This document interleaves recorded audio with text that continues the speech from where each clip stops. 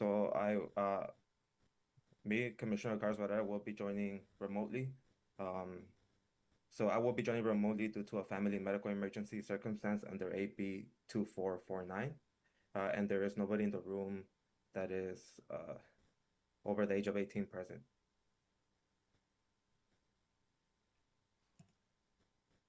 And Thank moving you. on.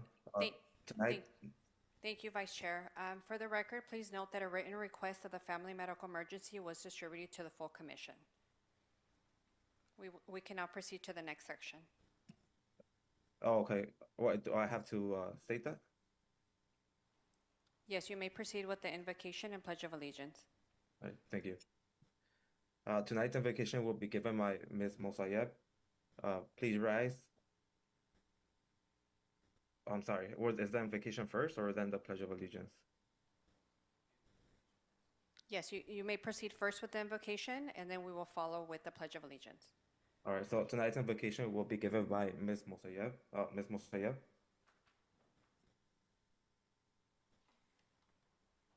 Dear Lord, we thank you for the ability to come before you with this commission. We invite you to be here with us this evening and to grant us wisdom with each case and situation that is presented before us tonight. In your name we pray. Thank you. Please rise, and can Commissioner Boado please lead us in the Pledge of Allegiance?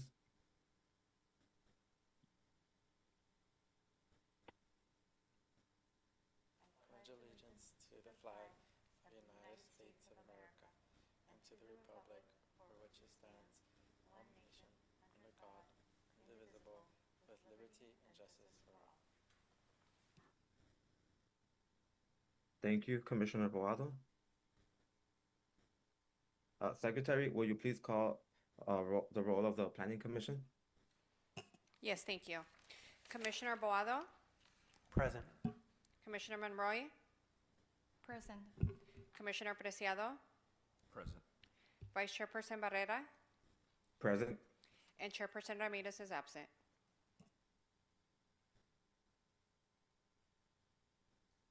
Thank you, Secretary. So now this is the time set aside for oral communications from the Planning Commission. Does any commissioner wish to make an announcement, report on a conference meeting, or request items for future agenda?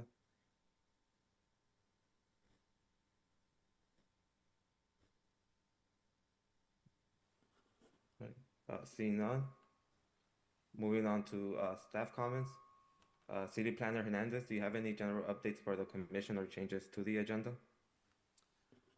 No general updates. I just wanted to take the opportunity to introduce myself. My name is Alfonso Hernandez, and I've been in planning for about 10 years now. It is a pleasure to serve in the field that I serve in and now to serve this community. So I look forward to working with all of you. Additional comments, we are proposing to move discussion item that's on item number 8 on the agenda to go before the public hearing item, which is item number 5. This was originally scheduled and originally thought out to be this way, but with being new, I couldn't work out the kinks and get it to be the right way. So we'll be moving the, again, for the record, discussion item, which is item number 8 on the agenda, to go before the public hearing item. And then also lastly, in terms of my comments, I also wanted to give the Planning Commission an update on City Council actions. On June 9th and June 23rd, the City Council adopted a moratorium on all actions related to cannabis. That moratorium will be in effect for a total of 10 months and 15 days, and we'll continue to provide the Planning Commission with updates for that.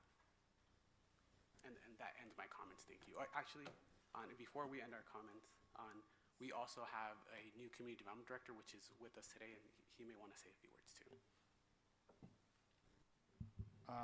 Good evening. First, I apologize for being a little tardy. I had a little personnel issue, so I was dealing with that. I want to, I haven't introduced myself, so Manuel Acosta, Community Development Director for the City of Bell Gardens. I've been here about 3 months, and so far it's been great. I haven't had an opportunity to meet any of you, but hopefully we'll continue working closely together and moving our city forward. So with that, I'll let you continue with your meeting. And that concludes staff comments. Thank you. It's great to meet you both. Sorry I couldn't be there in person today, but hopefully soon we could all meet and be a group again. Now moving on to discussion item number 8.1. This is the time for item number 8.1 on the agenda. A report on the climate action plan preparation status. May the city planner please introduce staff making the presentation. Yes, thank you, Vice Chair. So on making the presentation, but before we do that too, but I'll announce them ahead of time. It's Blue Strike Environmental. They're a consultant helping us out with this project. On the remotely, join us remotely is Anna Bugankova and Rich Swanson. And just to give you some background on the project, I won't go too depth into it to not be too repetitive in terms of our presentation. But we started this effort. It's called the Climate Action Plan. We started the effort in July 22nd of 2024. And we briefly introduced it to the Planning Commission on March 19, 2025, and now we're here to deliver a more in-depth of what that is. And to just give you a brief summary of what that is, the plan tries to reduce the city's greenhouse gas emissions and curb the effects of climate change. The plan from a technical perspective will provide details in terms of strategies of what the city can do to curb climate change, and again, those greenhouse gas emissions.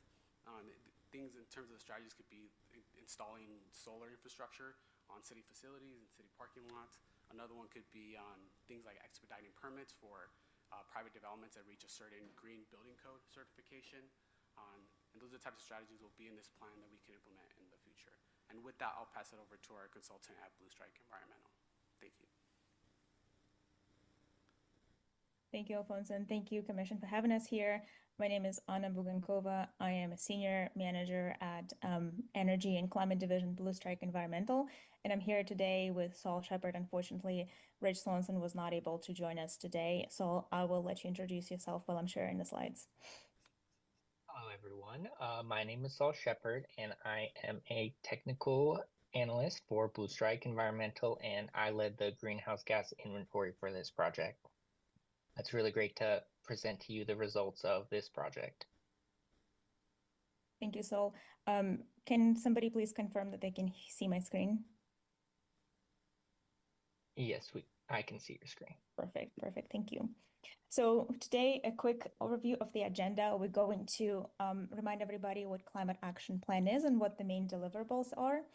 Then we're going to go into reviewing greenhouse gas emissions inventories and what those results were showing. Then we're going to remind everybody about our community and stakeholder engagement efforts. And finally, move into the main item of this discussion is the strategy reviews and next steps for climate action planning. So climate action plan essentially will be a strategic document that will be focused on reducing your city's environmental footprint and resource usage. It will essentially be focused on meeting environmental, financial, and societal goals and focusing on enhancing quality of life of your residents and businesses. Some of the main deliverables of the plan are greenhouse gas inventories with some of the baseline data and forecasts. And Saul will have give the overview of this results in a couple of slides. Then another deliverable is the community-wide sustainability framework. And finally, decarbonization strategies for some of the main sectors of emissions, such as energy, transportation, and waste sectors. And finally, the implementation plan that will be focused on how to achieve these strategies, how to meet these goals. And this implementation plan will include funding sources, resources that will be needed for implementation, and some of the timelines and main milestones. So a quick reminder of the climate action planning process that we've gone through so far is first is reviewing your existing policies, existing plans, and state-related goals that we want to make sure that we're including in this plan, as well as collecting data to build greenhouse gas emission inventories. We'll also pull in together national best practices from other communities that worked well and something that we could implement in the city of Bell Gardens. And finally, gathering stakeholder and community feedback and input through the process that we also go into overview in this presentation. And then aggregating all of this information together, we're moving into the strategy development stage, which we're discussing today. After finalizing all of these strategies, we will then move into implementation, funding, timelines, prioritization, and other milestones, and finally delivering the final climate action plan. So this is what the overall process looks like. And now going through it step by step, I'll pass it to Saul to talk about greenhouse gas inventories.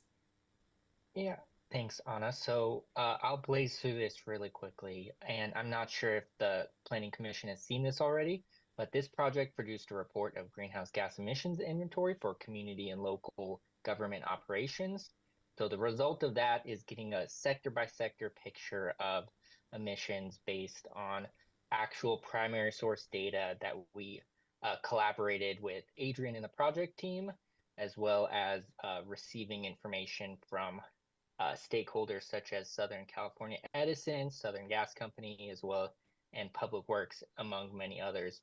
As you can see here, the primary source of emissions for the community on the right would be transportation at 56%, followed by electricity and natural gas. For municipal operations, the majority of emissions is produced by the vehicle fleet, followed by the buildings and facilities. We can move to the next slide now and go a little bit deeper into this, but I'll be here very briefly. And as you can see, this is discussing the community scale inventory, and showing on the right is a table that discusses the different perspectives of this emissions for the city of Bell Gardens. You can see that due to the lack of electricity generation as well as agriculture, that Bell Gardens has a smaller greenhouse gas emission footprint than the United States and as well globally. So I'll pass it back to Anna. Thank you, Saul. And this slide is just a quick reminder of community and stakeholder engagement activities that we've conducted. And to sum it up, we've done some in-person and virtual public meetings with your community, conducted a series of presentations with the steering committee and now with the Planning Commission as well, held some of the focus groups that you can see on the slide, and also launched a survey that was available in English and Spanish for your community to provide their feedback. So all of these results were implemented into the final strategies that we'll be discussing today. So, and before I do that, I just wanted to give a quick overview of the framework for this climate action plan. As you can see here on the screen, it includes 5 main sectors: buildings and energy, transportation, resource conservation, green community, and resilience and adaptation. So these 5 sectors were used for developing these strategies and organizing them into these sectors. So we'll dive into that in the next couple of slides when we do the strategy discussion. And to give you a quick bird's-eye view on how these strategies and actions were developed, is essentially we're moving from setting a target, for example, reducing community emissions, to particular goals that will help us achieve those targets, for example, eliminating the use of fossil fuels, and then moving into more granular strategies that will highlight high-level steps that we would need to take to achieve these goals. And then finally, detailed action steps that will help us to achieve the strategy. So you can see this progression on how we're moving and taking the approach into the strategy development. And now we will jump into the discussion of the strategies in these 5 sectors that you saw in the previous slides in the framework. And I wanted to highlight, if you have any questions, if you have any comments, now will be a good time to share those, and please don't hold them until the end of the presentation. Feel free to interrupt and ask your questions and make your comments. But here, in the first slide for buildings and energy, we have 6 strategies that are focused on on-site renewable energy generation for municipal buildings, which is mostly focused on conducting a feasibility study and installing solar and storage systems on municipal buildings. Next, cooling center and microgrid, equipping your existing cooling centers with solar and battery systems to make them more resilient to extreme heat events. Deploying a network of battery energy system storage at your critical municipal sites. Implementing energy efficient building standards, which will essentially be incorporating energy efficient measures by offering incentives in the form of expedited permitting to promote some of these standards. And last two, launching a building efficiency and energy education program for businesses and homeowners to educate them on available financial incentives. And finally, municipal building efficiency transition, which is already the ongoing initiative that's focused on energy efficiency upgrades, such as LED lighting, some of the envelope projects, such as insulation upgrades, window upgrades, and some of the smart energy controls. I'll pause here for a second to see if anybody has any questions, comments, or additions. And if not, that is also okay, but I just want to give everybody an opportunity to comment.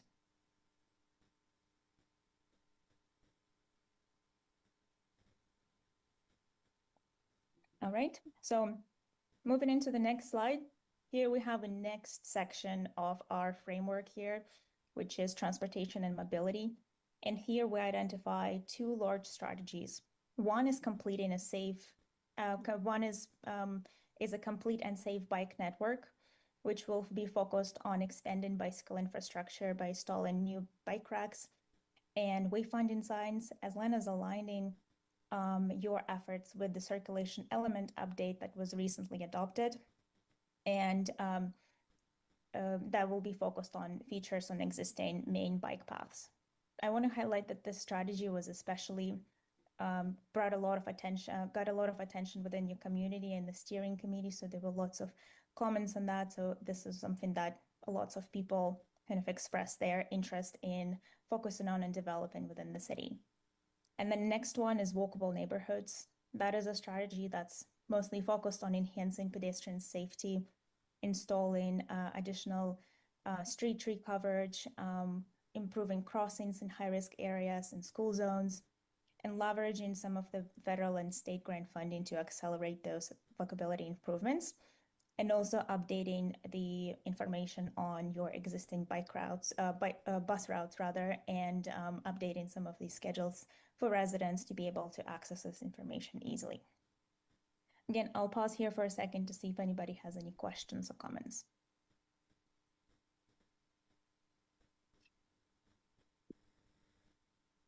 Alrighty, so next slide is resource conservation. We have 4 strategies that were identified as a part of this sector. Is improving water use efficiency in buildings by promoting water conservation and educating property owners, expanding water efficient landscaping, which was also a popular initiative within your community and the steering committee, by replacing existing landscaping with drought resilient and native plants, expanding access to composting and proper waste sourcing by essentially reducing waste diversion, and reducing municipal waste operations by minimizing essentially waste that goes to landfills from municipal buildings. If anybody has any questions, comments. Alrighty, so now moving on to the next slide, which is resiliency. Here we have 5 strategies. First is adopting and implementing a citywide heat action plan that will be developed and updated, that will include emergency text alerts and developing shading infrastructure in public areas.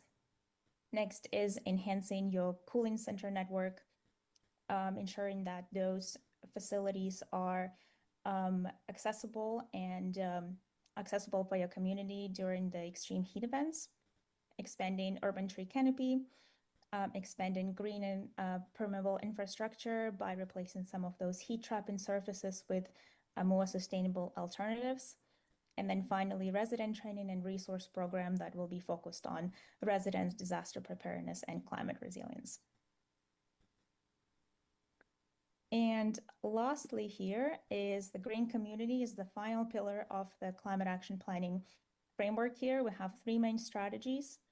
First, focused on remediation and reactivation of contaminated and underutilized land for your community.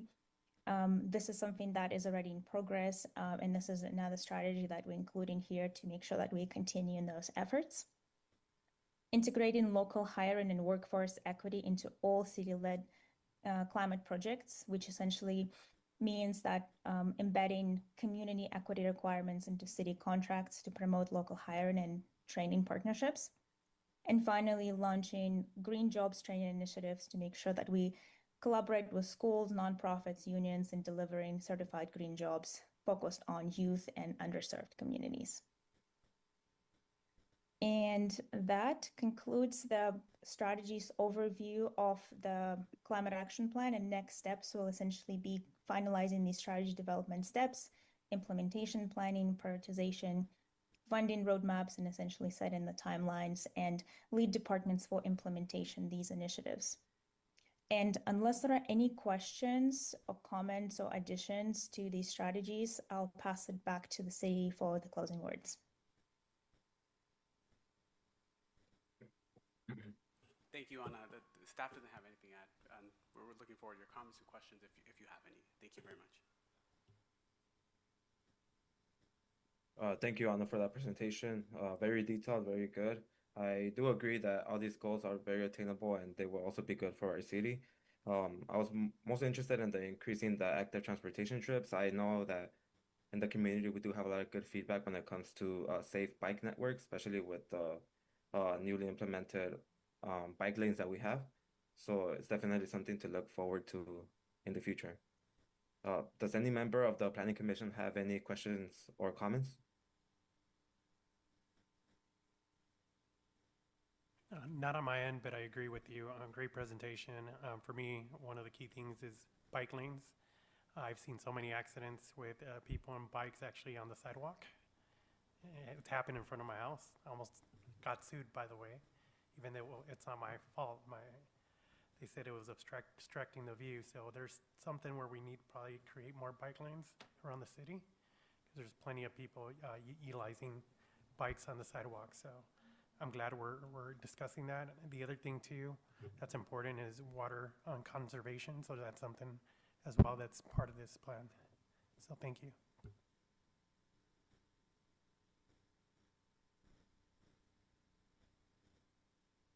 Do we have any other questions or comments by the commissioners?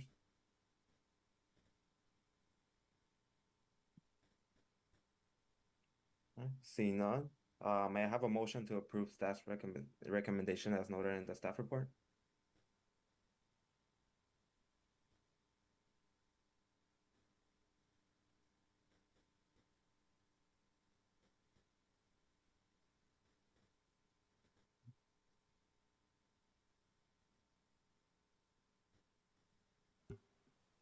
If I may, the recommendation was to receive and file.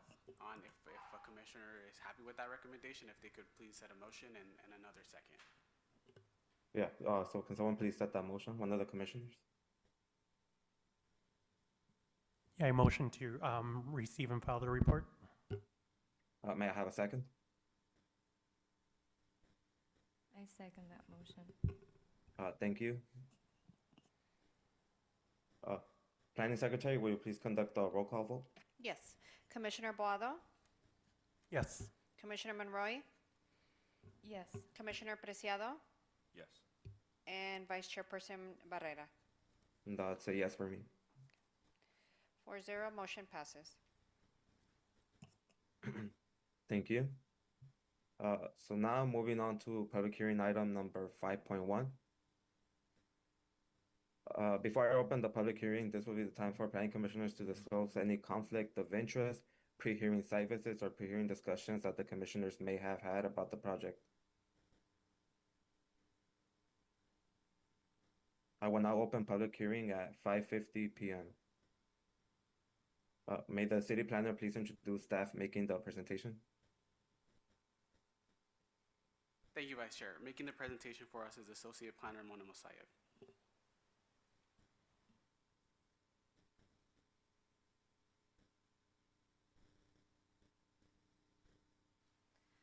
Good evening, Vice Chair, Commissioners, staff, and public. For the record, my name is Mona Mosayev, Associate Planner with the Bell Gardens Planning Division. And this presentation is to discuss Site Plan Review number 25-000023 as it relates to a proposed new self-storage facility at 6801 Suva Street as requested by applicant Rick Martinez. Planning staff recommends that the Planning Commission, upon review of staff's analysis of findings and hearing of public comments, 1, determine that the site plan review number 25-000023 is categorically exempt from the California Environmental Quality Act, CEQA, pursuant to state CEQA guidelines, section 15332, class 32, infill development projects, and 2, adopt Planning Commission Resolution PC 2025-13, approving SPR number 25-000023 to authorize the development of a 124,648 square foot self-storage facility at 6801 Suva Street. The site is located at 6801 Suva Street with assessor identification number 6358-015-070. The subject site is approximately 64,266 square feet or 1.48 acres in size and is currently developed with a 30,060 square foot two-story warehouse structure. It is zoned M1 light industrial and has a general plan land use designation of industrial. Surround land uses consist of, to the north, M1, a religious facility, to the east, M1 with industrial businesses, and to the south, also zoned M1 with industrial businesses. To the west, we do have zoned public institution with Suva Elementary School. The subject site is currently developed with a 30,060 square foot two-story structure used as a warehouse and a parking lot. The existing structure was constructed in 1961 and no major upgrades or alterations have occurred since that time. This structure is proposed to be demolished. The applicant proposes to demolish the existing 30,060 square foot warehouse structure and construct a new 124,648 square foot four-story storage facility. The facility will consist of a four-story, 118,816 square foot structure built over the same footprint as the existing structure and a 5,888 one-story structure extending past the original existing footprint towards the east. The applicant proposes to develop, as stated previously, a 124,648 square foot four-story storage facility in the existing footprint. The facility will consist of 4 stories in this 118,816 square foot structure built over the same footprint as existing structure, and this area includes a 940 square foot office space, with the addition of a single story, 5,888 square foot extension towards the east. In addition, the storage facility will provide a total of 1,038 storage units ranging in size from 5 by 5 feet to 13 feet by 20 feet. On average, there will be a total of 259 storage units per floor.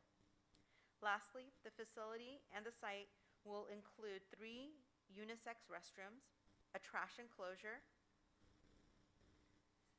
20 newly striped parking spaces, including 2 American with Disability Act spaces, 5 electric vehicle capable spaces, and 6 bicycle spaces.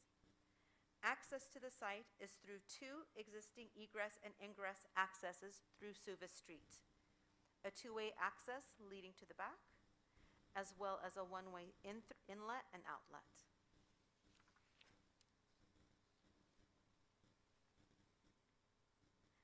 The applicant's self-storage facility request is consistent with the City of Bell Gardens General Plan Land Use Policy 4. The city shall encourage property owners to maintain and rehabilitate their existing industrial uses, and the city shall encourage private investment in the city's industrial economic base while ensuring compliance with necessary environmental requirements. The subject site is zoned M1 and has a general land use plan of designation of industrial.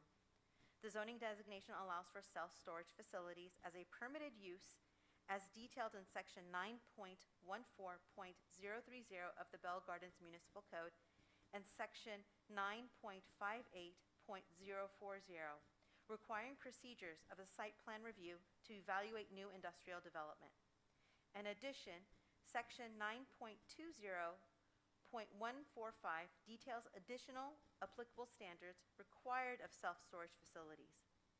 The project complies with all applicable standards such as, but not limited to, minimum lot size, minimum number of storage units, the prohibited storage of hazardous flammable materials, and the exclusive use of and the exclusive use of dead storage only.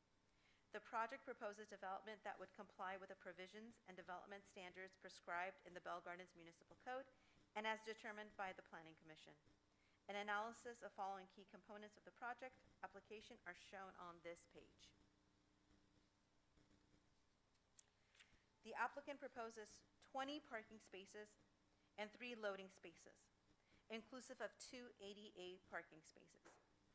The proposal is reviewed under the parking and loading facility requirements outlined in Bell Gardens Municipal Code Section 9.38.050C and meets the applicable standards for the proposed use.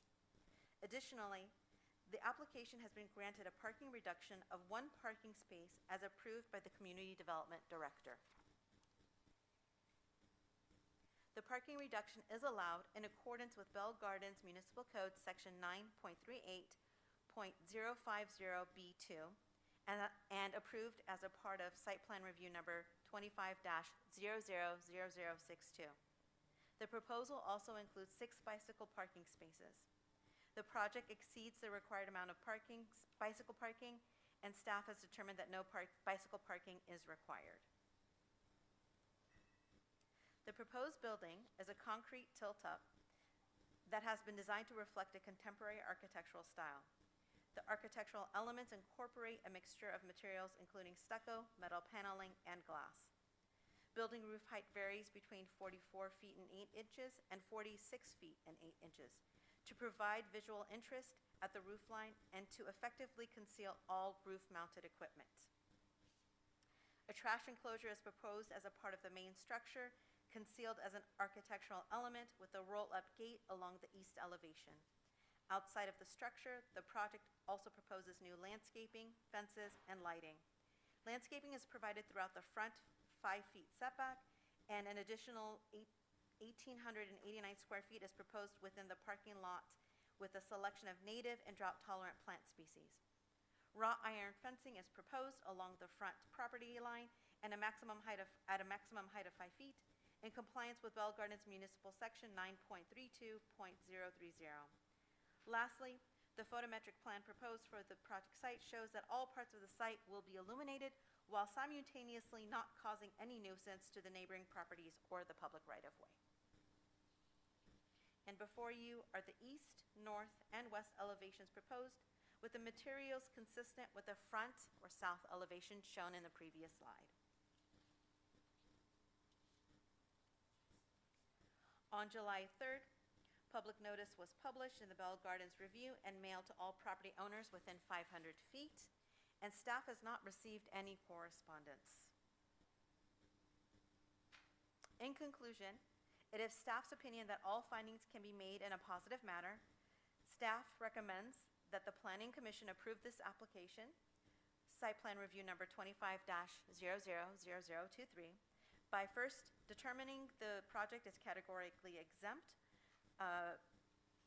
from the provisions of CEQA pursuant CEQA guidelines found in Section 1533-2, Class 32, Infill Development Project, and approved Site Plan Review 25-000023 by adoption of Planning Commission Resolution PC 2025-13 and authorize the development of a proposed new 124,648 square foot self-storage facility at the subject site. Staff, city attorney, and the applicant are open for questions. Thank you. Thank you for that presentation, Ms. Mosaya. Will the applicant or his or her representative like to address the planning commission? They may do so right now.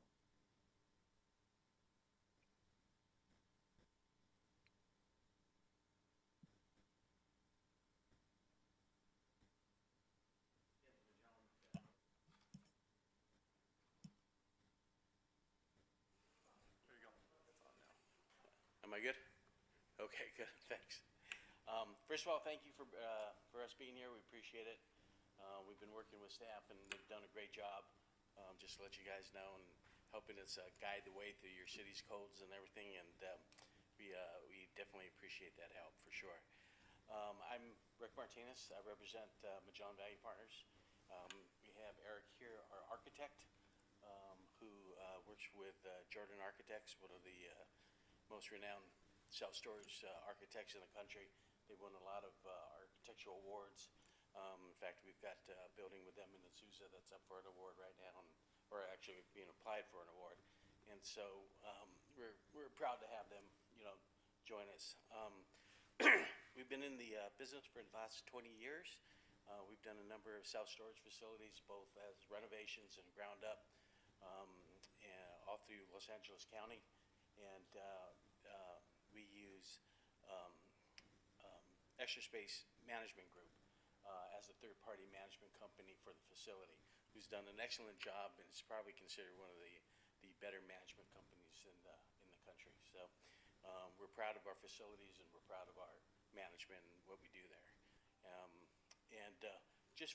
We got one clarification that we caught on this, and I'll let Eric describe it because it has to do, I guess, with how we're going to be building the site. So it's kind of a technical thing, but I want to be able to make sure that everybody understands what we're actually going to be doing on the site, so that there's no misinterpretation. Hi there, my name's Eric Sorensen. I'm with Jordan Architects, like Rick said. One item that we noticed on the agenda here in the write-up, which thank you very much, Mona, that was very, very well done. We had a meeting with our structural engineers, general contractor, and geotechnical consultants. And it is possible for us to reuse the existing structure, the exterior walls, to keep those and build upon them to create the new structure using that same footprint. In the write-up here, it says that the entire existing building will be demolished. We would demolish for sure all the interior walls, but the exterior envelope can remain, and we would like to pursue that path with this project. So we wanted to make sure we brought that forward to everybody and made it clear. If I may, Vice Chair, may I ask a question? Yes. This is Lloyd.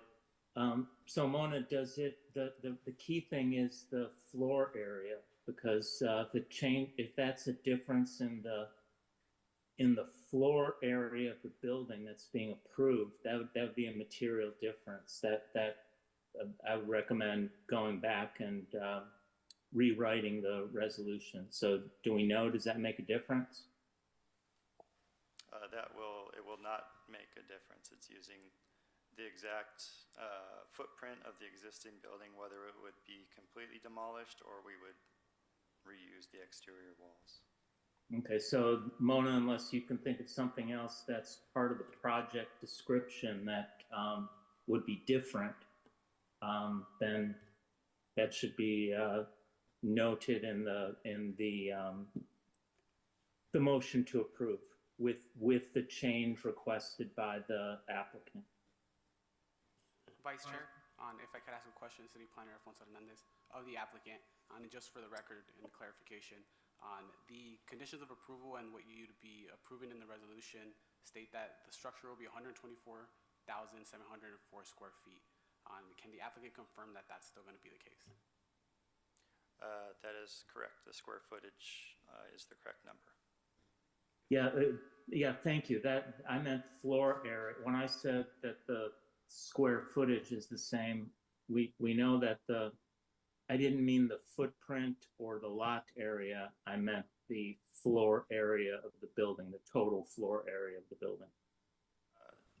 Yes, the FAR is what you're referring to, I believe. And that will remain the same as to what the set of drawings and plans that were submitted to Mona and that the write-up was based on. Through the chair, staff would like to make the clarification that what staff would best propose to you in terms of a footprint, in terms of the aesthetic and design of the structure will remain the same. What the applicant, I guess, if I could summarize, is the construction style, what they're doing is a bit different, which as long as it follows our building code, which we've conditioned that it should and it will, there should be no changes to the resolution that need to be made. I'm off. That is correct. That's why we had the meeting with our structural engineer, geotechnical, and the general contractor, was to make sure that everything was possible with this plan and keeping the existing walls. It will limit the waste on the construction site. Everything will be brought up to all the energy standards in Title 24 for California. And we felt that that was the best way and most efficient way to move forward with the project.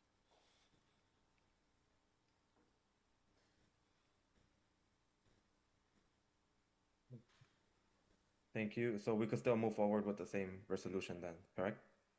That is correct. Thank you. Does the Planning Commission have any questions or comments for the applicant or for staff? I do have a question. And it's just regarding the timeline, given that there's going to be less demolition than anticipated. What will that look like? What's the timeline, or at least an estimate of it? Estimate for the start of construction, or just the total length? The completion of it. The completion of it. Do you have a date that you're shooting for? Yeah, I mean, we've been doing this for a number of years, right? And ever since COVID, came across and supply chains and all that kind of other stuff, I wish I can give you an exact to say we're going to go be able to do this in a certain amount of days. But just as an example, we're putting solar panels on another existing facility that we have now, and we've been pushed back because we're missing one little fastener that has pushed us back by 2 or 3 weeks. So, in terms of the walls, staying in place, and all the elevations that you saw and all of the metrics that we introduced are all the same. It's just we're going to keep those walls. It does actually shorten the timeline, but when we turn everything in, it's the same timeline that we talked about in the application. So, if we were going to tear everything down and have to put everything up, it probably saves about 6 weeks, 6.5 weeks, I would think, and that's just an estimate of how long that would take, and that would include putting up, taking everything down, taking it off site, putting a new foundation and new floors in, and then building up the walls. So it does create a less intrusive building process as we're going through everything, which is great because it won't bother the school too much, it won't bother our neighbors at all, and we can probably do the job a little bit quicker than we normally would.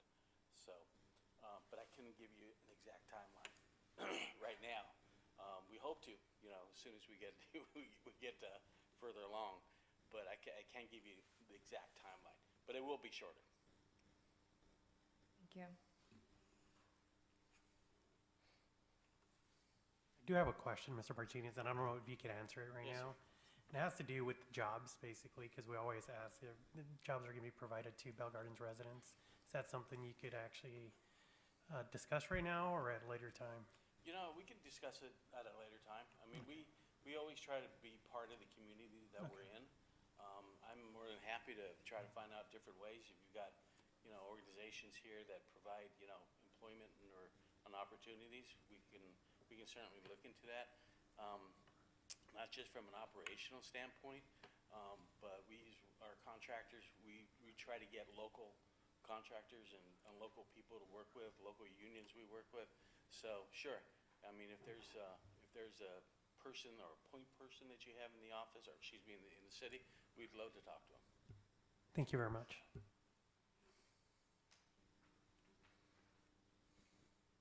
Yeah, I have one question only. So with the construction going on, will this affect, I know that Suba Elementary is nearby the school, the elementary school. Will this affect any of the daily activities of the school, such as parents dropping off or picking up their kids? Well, we'll work with the school in terms of, when we'll have people there, and we'll understand, obviously when they've got those congestion times, when they're picking up and dropping off. I mean, that's something that we can work with for sure. But mostly, I think we're going to be on our side of the property, on side of the property. We won't be too much in the street. We might be in the street, but we can work around those times. Okay, thank you. Vice Chair, if I could add for the record. Mhm. Thank you. Alfonso Hernandez, City Planner. I just wanted to add for the record that the allowed construction hours are between 8 a.m. and 7 p.m. There's also restrictions as to how loud the noise could be. If we find that they go over 75 dBA, then we would then encourage them and also potentially take code enforcement action to reduce that as much as possible. And also, aside from that, in terms of our building code, there's what are called best management practices, where they have to keep dust down and water from running off the site, so that can't happen. There's citation violations that happen if that does happen. So from that standpoint, those things try to mitigate any impacts that would happen, not just to the school, but any neighboring property. Thank you. Right. Thank you, Mr. Hernandez.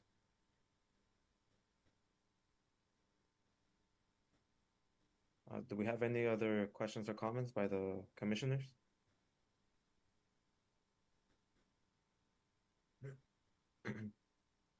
Seeing none, we will now open public comments for this item. Secretary, please announce the instructions for public participation. The members of the public will now have an opportunity to speak on public hearing item number 5.1. Please state your name for the record before addressing your comments to the members of the Planning Commission. Each speaker and written comments are limited to 3 minutes. Callers wishing to make a comment may do so at this time by dialing *9 from your phone. When instructed, dial *6 to unmute yourself. Individuals joining us through the Zoom app may request to make a comment by using the raise hand feature on Zoom and select the unmute or microphone icon when instructed. We will begin to hear from members of the public that are physically present in the council chambers. If you haven't done so already, please submit all comment cards now.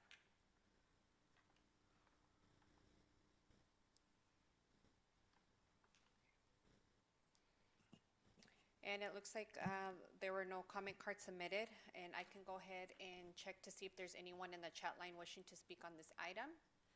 If there is, you may go ahead and unmute yourself. Press *6 to unmute yourself at this time. And Vice Chairperson, it looks like there's no one in the chat line wishing to speak on this item. Thank you, Ms. Secretary. If there are no objections by the Planning Commission, I will close public participation. I will now close public hearing at 6:14 p.m.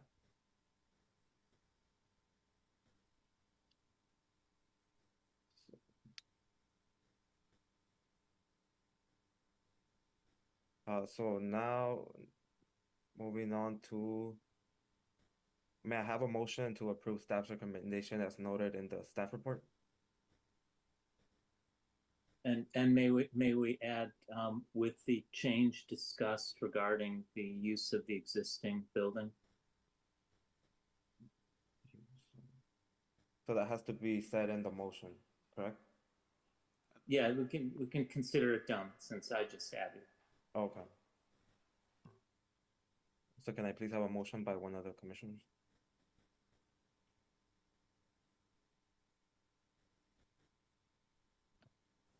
So I motion to approve staff recommendation on site plan number 25-00023 with the change of using the existing walls.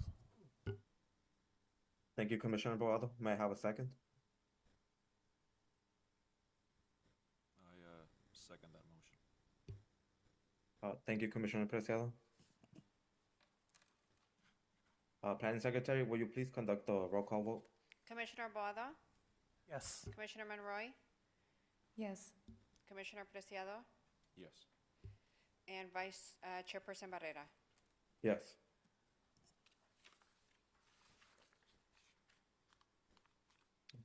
So now moving on to public comments. So public comments now open for items listed on the Planning Commission agenda. Secretary, please announce the instructions for public participation. The members of the public will now have an opportunity to speak on agenda items not listed as public hearing items. Please state your name for the record before addressing your comments to members of the Planning Commission. Each speaker and written comments are limited to 3 minutes. Callers wishing to make a comment may do so at this time by dialing *9 from your phone. When instructed, dial *6 to unmute yourself. Individuals joining us to the Zoom app may request to make a comment by using the raise hand feature on Zoom and select the unmute or microphone icon when instructed. We will begin to hear from members of the public that are physically present in the council chambers. Please submit your comment card now if you haven't done so.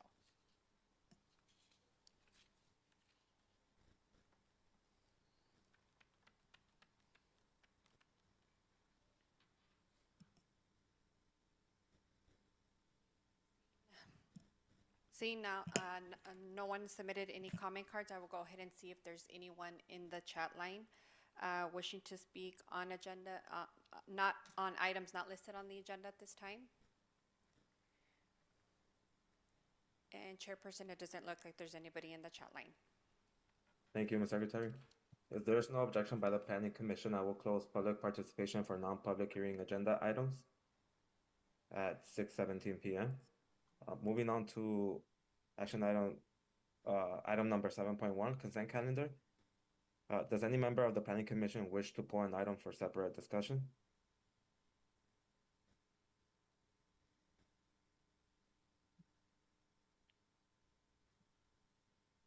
Seeing none, may I have a motion to approve item number 7.1 on the consent calendar?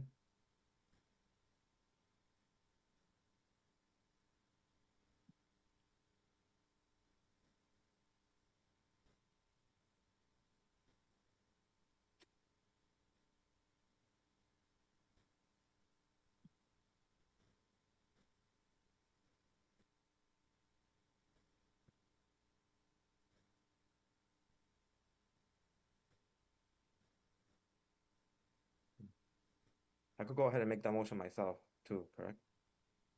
Correct.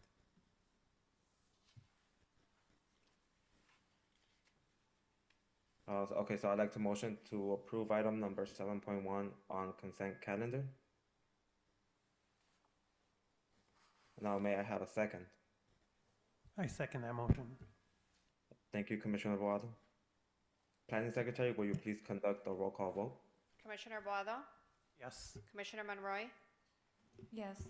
Commissioner Preciado? Yes. And Vice Chairperson Barrera, I apologize. Yes. Moving on to public comments on non-agenda items. Public comments now open for items not listed on the Planning Commission agenda. Secretary, please announce the instructions for public participation.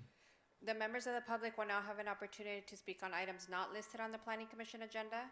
Please state your name for the record. Each speaker and written comments are limited to 3 minutes. Callers wishing to make a comment may do so at this time by dialing *9 from your phone.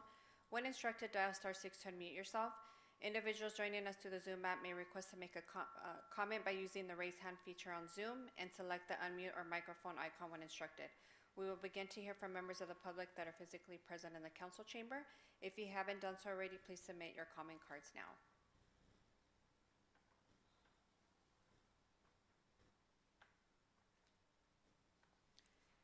Vice Chairperson, looks like we did not receive any comment cards. We will now go on the chat line to see if there's anyone wishing to speak on any item not listed on the Planning Commission agenda. And it looks like we do not have anybody in the chat line. Thank you, Secretary. If there is no objection by the Planning Commission, I will close public comments for non-agenda items at 6:20 p.m. Moving on to staff comments. Do we have any final comments from staff? Yes, Vice Chair, thank you very much. I forgot to mention earlier in staff comments that earlier this month and late last month, we met with Commissioner Monroy. We did a presentation and a walkthrough of what the day-to-day for a planner is and what planners do in terms of our development process. What I wanted to say was we wanted to extend the same invitation to any of the commissioners if they'd like to. What our plan was to do was to make that same presentation here at a later date. But if you'd like to meet on one-on-one, we can also do that. Thank you.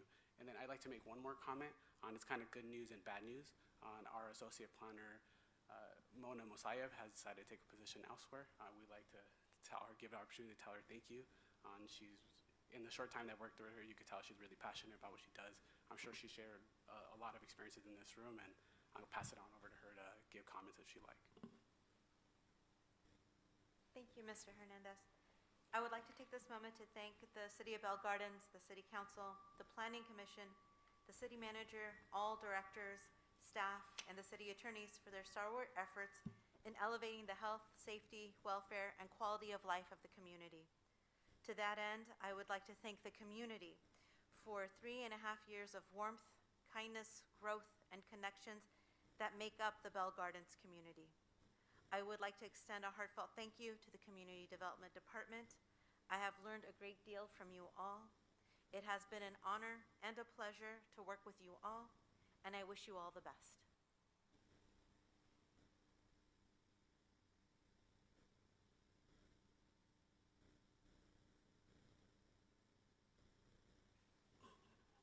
Thank you, Vice Chair. That concludes staff's comments.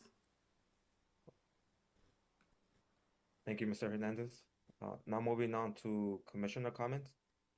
Does any member of the Planning Commission have any final comments? I will go ahead and just go first. First, Ms. Mosayed, would like to say thank you for your service and for all your support here in the community. And I would like to wish you the best in your new journey.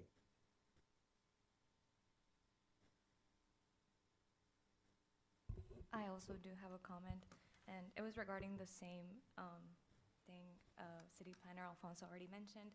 I did meet with the planning staff earlier this month, and I wanted to say thank you to all of you, all three of you, for taking the time out of your very busy days to meet with me as someone who also aspires to be a city planner herself.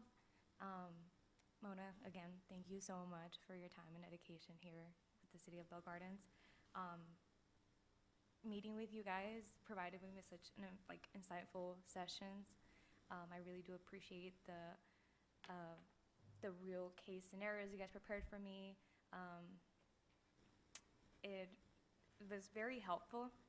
It kind of felt like a review from school, and also just kind of got me much more motivated to continue in this field.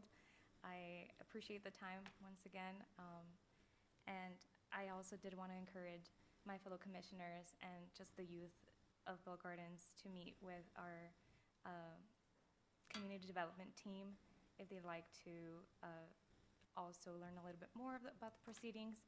I find it very fruitful and interesting. I hope others do too. So thank you all very much. So I just want to welcome a Community Development Director, Mr. Acosta, City Planner, Mr. Hernandez. Welcome. I was about to say that you have two amazing associate planners. That's going to hurt. You're amazing, Mona, and but I wish you the best. Seriously, wherever you go, I'm sure you're going to do well. And we still have Mr. Flores, hopefully, for a long while, and also our planning secretary. Thank you, Erica, for everything that you do. So, thanks.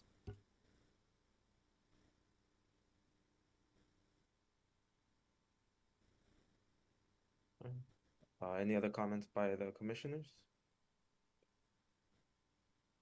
Seeing none, if there's no objection by the members, I will now adjourn the regular Planning Commission meeting at 6:24 p.m.